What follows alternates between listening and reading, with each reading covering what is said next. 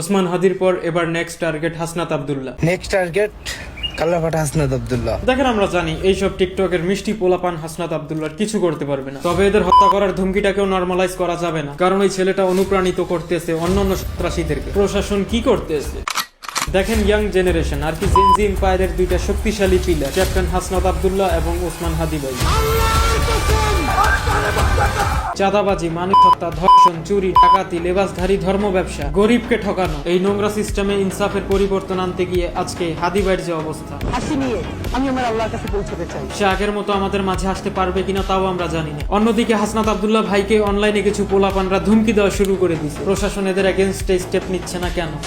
দেখেন, আমি রাজনীতি করি না, না করি কোনো দলকে সাপোর্ট, তারপরও আমরা প্রশাসনের কাছে রিকোয়েস্ট করতেছি আপনারা পেঁয়াজ আলুর দাম এবং 50 লক্ষ টাকা অ্যাভয়েড করেন, ওসমান হাদি ভাইয়ের খুনিকে ধরার চেষ্টা করেন।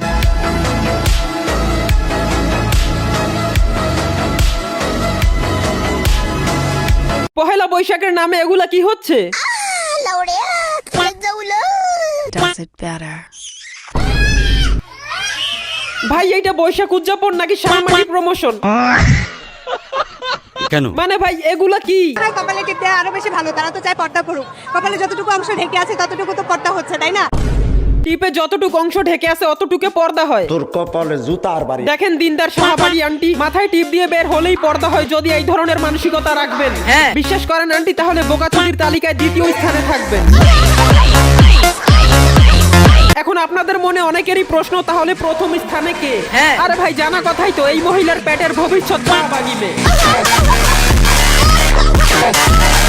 আসলে কিছু মেয়েরা আছে যারা স্কুল লাইফে এগুলা করে,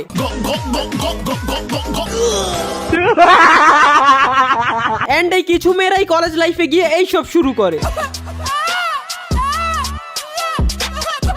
এদের মন এদের বয়সের থেকেও বড়।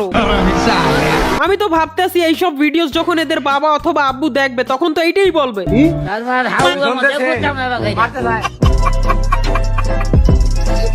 সব মানা যায়, কিন্তু এগুলা কি? এটা বাংলা নববর্ষের দিন, আনন্দের দিন, অবশ্যই আমরা সাজবো, মেকআপ করবো। এটা হায় রে আল্লাহ, এমনিতেই পৃথিবীতে পুরুষ কম, 40% পুরুষ, তার মধ্যে তো 30% এই মিষ্টি পোলাপান নামক হিজড়া। সবাই এবছর আমরা ইলিশ মাছ বর্জন করে আমরা খাবো পাঙ্গাস মাছ। কাপ রুই মাছ। দেখো ভাই আক্তার বোন, আগে তুই নিঃশ্বাস নে। মনে হচ্ছে পহেলা বৈশাখের দিনও কেউ তোর কি মারছে? রুই মাছও খাবো, কারণ হচ্ছে ইলিশ মাছ আমাদের মা মাছ। ভাই ইলিশ ওর মা মাছ, তাহলে তো মাগুর মাছ ওর বাপ। মূলত এইসব পশু পাখির ছানাদের জন্যই হলো পহেলা বৈশাখ। দেখেন, আমি কোনো ইভেন্ট অথবা ফেস্টিভ্যালের বিরুদ্ধে না, আমি কিছু দুর্গন্ধযুক্ত মহিলা এবং মহিলা আক্তার পুরুষের বিরুদ্ধে। কেন? কারণ রমজান মাস এবং ঈদ ব্যতীত যতগুলো উৎসব হয় সবগুলা এরাই নোংরামি করে। এবং নববর্ষ নিয়ে যদি আমি আমার পার্সোনাল অপিনিয়ন দিই, তাহলে গরিবের লাই কি এর পয়লা বৈশাখ? ওইটা পয়সা আমাদের জন্য পয়লা বৈশাখ। Bye bye.